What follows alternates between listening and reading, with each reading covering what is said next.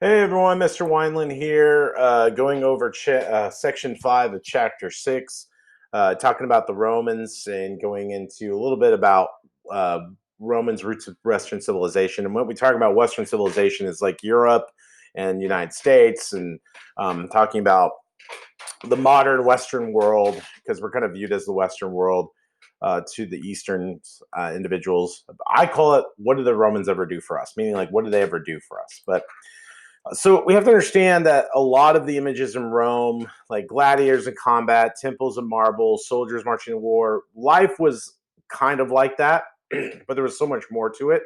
But a lot of these things we see in our regular day life, but it's viewed a little bit differently. Like if you look in today, like gladiators are your UFC fighters, temples of marble. You can almost kind of, in some ways, put sports there with this, stadiums, and then you got soldiers, war happening a lot in our country or outside of our country, but with our involving our country. But the Pax Romana really brought on a lot of prosperity for a lot of rich citizens. I mean, we see a lot of individuals during this time had a lot of opportunity to go travel, enjoy life as in Rome. Under the Pax Romana, a lot of rich citizens were able to live in the city, but also live outside in their country homes or villas, which is your definition. So the homes had a lot of conveniences, running water, baths, so a lot of amenities, the things that were a little bit more luxury than what the regular Roman had.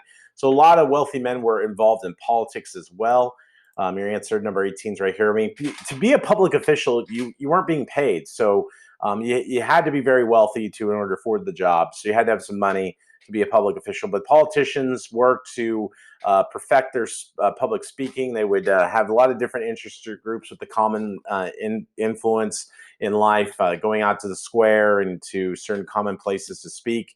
Also, they built with their relationships with others, the ties of marriage, friendship, family alliances, all important to common interests of public officials, public groups, trying to stay in the politics lane, be able to keep their jobs, hold their jobs. About nearly 1 million Romans lived in crowded 3 to 4 story apartment buildings. Fire was a constant threat because in these cramped areas, you have torches, you have charcoal for cooking. Torches were used for light. So this became a bit of a problematic. I mean, this is why during the Augustan age and throughout Rome, you saw fire brigades to try and just reduce the fire. So to keep the poor from rebelling, we also see that because of all these potential problems in Rome, we see that they would give free food for public entertainment that was offered. We see bread, circuses were given to the people to help them through this. Romans of all classes enjoyed the circus, chariot races. A lot of these races were held in Circus Maximus, a racetrack that could be hold 250,000 spectators.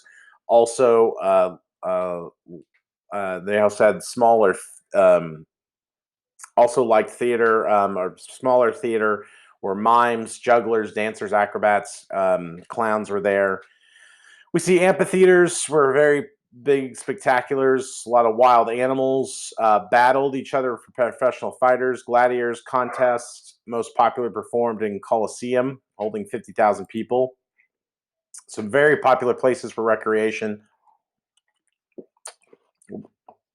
Romans are very well aware of the idea of bathing, of good hygiene, good health. So public baths had places to go for that.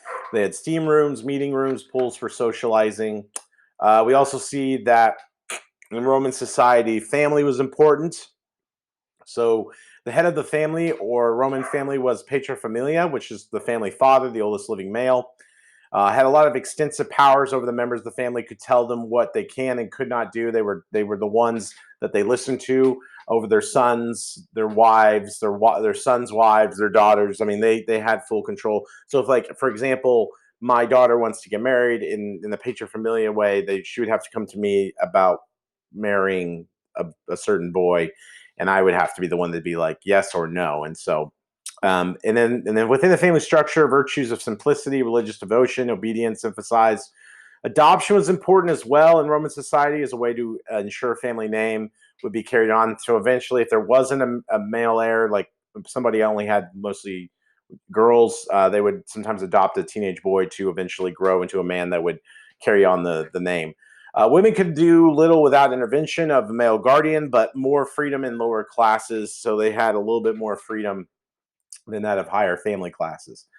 Education, religion, important. Upper class Romans valued education. They were able to afford tutors, could go send their kids to schools to learn Latin, Greek, law, math, public speaking.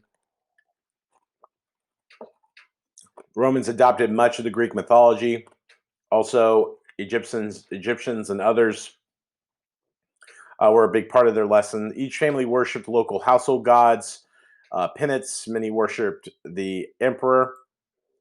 We also see these worships of the gods. The Romans believed gods had a lot of signs, warnings, a lot about natural phenomena, what's going to happen. So, flight of birds, arrangement of sacrificial animals. This played a big part in determining what's going on in their society. They also paid respect to augurs. Augurs were priests who specialized in interpreting signs from the gods. Nothing important undertaking without the first consulting of the augur.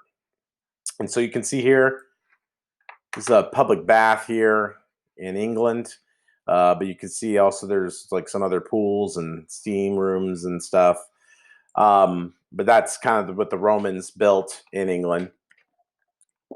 So, although the Western Roman Empire fell in 476, much of Roman's culture continued to influence throughout the empire and throughout its legacy. Science and engineering were very important and collecting all that and organizing that information. One of them was Galen, who was a physician in AD 100, who wrote volumes summarizing all medical knowledge of his day, greatest story of medicine for centuries. We see other thinkers, Ptolemy, who knowledge of astronomy. Then we see he believed that the Earth was the center of the universe, which that's not true, but hey, it was still kind of big at the time. Linnea the Elder wrote about Mount Vesuvius erupting, and then the Romans were practically tried to apply knowledge.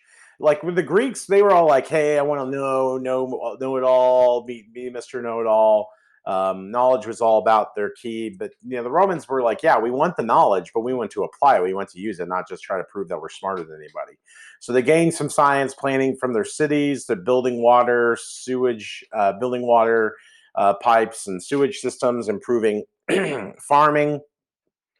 Roman engineers constructed roads, bridges, amphitheaters, public buildings, aqueducts, which would carry the water into cities, into a lot of these different places. Without the aqueducts, they wouldn't have been able to grow the way they did. Concrete was also important at this time.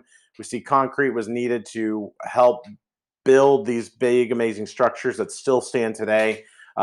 Certain bridges from France, Germany, Spain over rivers are made from concrete.